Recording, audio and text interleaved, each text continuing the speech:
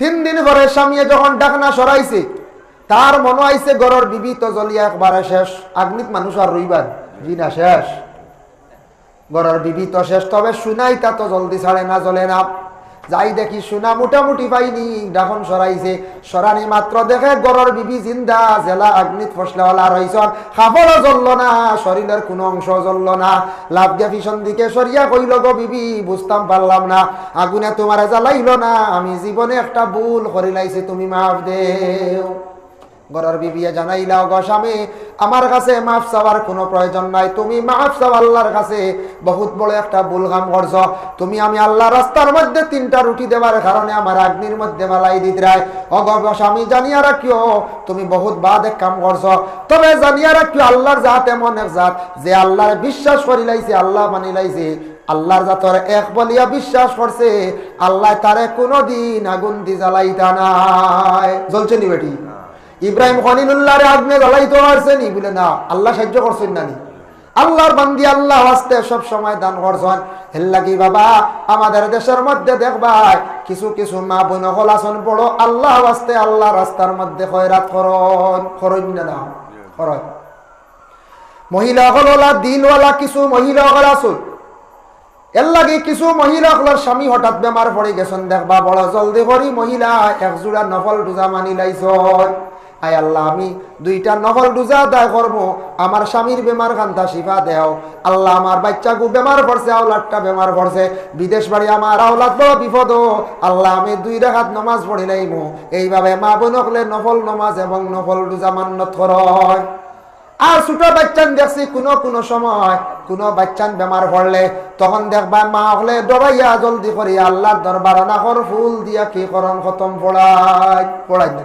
আইজো আমরা শুনাশা মাদ্রাসাত নাখর ফুলে গুয়াইছি, সারিমুদ্দিন এক ছেলে তার মায়ের নাখর ফুল দিয়া খতম পড়াইছেন, আমরা মাদ্রাসাত খতম পড়ানি হয়েছে। মায়ার জিনিস আল্লাহ রাস্তার মধ্যে আল্লাহর বান্দে খয়রাত করছেন। এর লাগি অনেক মা হলে নাখর ফুল দিয়া খানোর জিনিস দিয়া খানোর চিজ দিয়ে ইয়ারিং দিয়ে খতম পড়ায়। কারণ মায়ার রাস্তাত আল্লাহর রাস্তাত মায়ার জিনিস খয়রাত করার পরে আল্লাহর যাতে মায়া করিলেন, অনেক বাচ্চাদের আল্লাহ বেমার ডেকে করণ শিবা দিলাই দেখ না দেখ। এর লাগি তা আমরা মা বোন হলো আছে, এর লাগি আর মাঝে মধ্যে কিছু কিছু মা বোন হল আছে ইটা বিলকুল হইতো না, বুঝাইছেন? দল শক্ত কিয়র নফল রোজা, কিয়র নফল নামাজ, এটা খুব কম। আর মাঝে মধ্যে তখন বেমার পড়লে খালি চাইবা বড় ডাক্তার দেখাইতা, আল্লাহর উপরে তওয়াক্কুল করা নাই, নফল নামাজ পড়া নাই, নফল রোজা রাখা নাই, আল্লাহ আস্তে তা মানিতা আল্লাহ বাদে আগে দিয়ে সাহায্য করতো, মানতাই না কোন যায়। দেখো কা মহিলা আল্লাহ আস্তে আল্লাহ রাস্তা খয়রাত করলাম, আল্লাহরে বিশ্বাস করলা, সুন্দর ইয়া সাজিয়া গেছলা।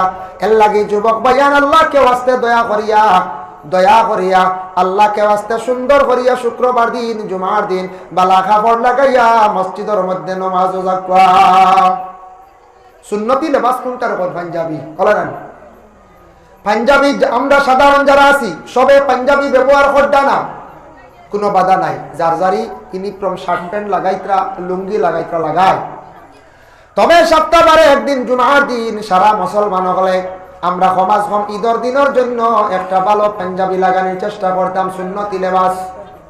আজ থেকে 2.5-3 মাস পূর্বে দেখলাম আমাদের সনাতন ধর্মের ভাই যারা, তাদের বড় উৎসব গেল দুর্গা পূজা, এই সময় ইয়ং ছেলেরার গায়ের মধ্যে আমি দেখলাম পাঞ্জাবি লাগাই। সনাতন ধর্মের বাইনতে লাগাইছ, আমরা মুসলমান বাইনতে এখানে পাঞ্জাবি লাগাইতে আমরা অবহেলা করতাম, আমরা মুসলমান বাইনতে ওলা পাঞ্জাবি লাগানি আরম্ভ করব। এমন একটা ইউনিফর্ম, এমন একটা কাপড় নবীজি বার করিয়া গেছেন 1500 বছর আগে। এই কাপড়ে সব জাতীয় মানিয়ে নেন না রাখল যায়। আল্লাহর রাসূলের এমন একটা কাপড় বাইর করিয়া গেছেন সুন্নতি লেবাস। বাবা দেখো কয়টা আমরা গোটা বিশ্বের মানব জাতিরা মানিয়া নিলা। বড় বড় নেতা হলে পলিটিক্যাল লাইনে যারা আছেন, রাজনীতিবিদ মানুষ যারা আছেন, অনেক মানুষে দেখবে পাঞ্জাবি ব্যবহার করিয়া তখন। আর আমরা পাঞ্জাবি লাগাইলে মনে করি মানুষে মেসাব হইলাইবা, মেসাব হইতা নাই। পাঞ্জাবি লাগাইলে এটা সুন্নতি লেবাস, ওটার উপরে আমরা আমল করতাম। সপ্তাহবারে শুক্রবার দিনের 2 ঈদের দিন আমরা কি করতাম বলে পাঞ্জাবি লাগাইবার আমরা চেষ্টা করতাম। শুক্রবার দিন সুন্দর করিয়া ভালো কাপড় পরিধান করিয়া মসজিদের মধ্যে যাওয়ার চেষ্টা করো। 2টা সুন্নত হইলাম। 3 নম্বর সুন্নত আল্লাহর রাসূলে ফরমায় মসজিদের মধ্যে হাঁটিয়া যাওয়া, আর একটা ইয়া থাকছে গিয়া সুন্নত। এর লাগে শুক্রবার দিন মসজিদও হাঁটি গেলে একটা সুন্নত রাসূলুল্লাহর সুন্নত আদায় হয়ে যায়।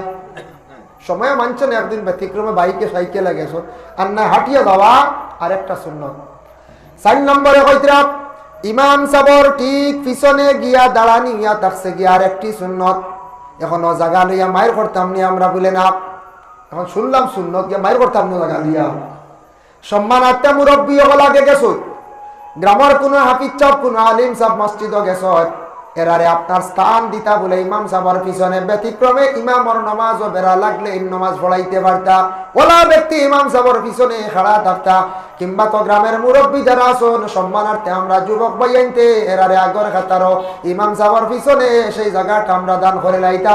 আমরা ইলে একদিন আজকে সম্মান যদি মুরব্বীর করিয়া থাকি, আমি ইলে একদিন মুরব্বী আমারে ওলা মানুষে সম্মান করিয়া আগে বাড়াইয়া দিবা।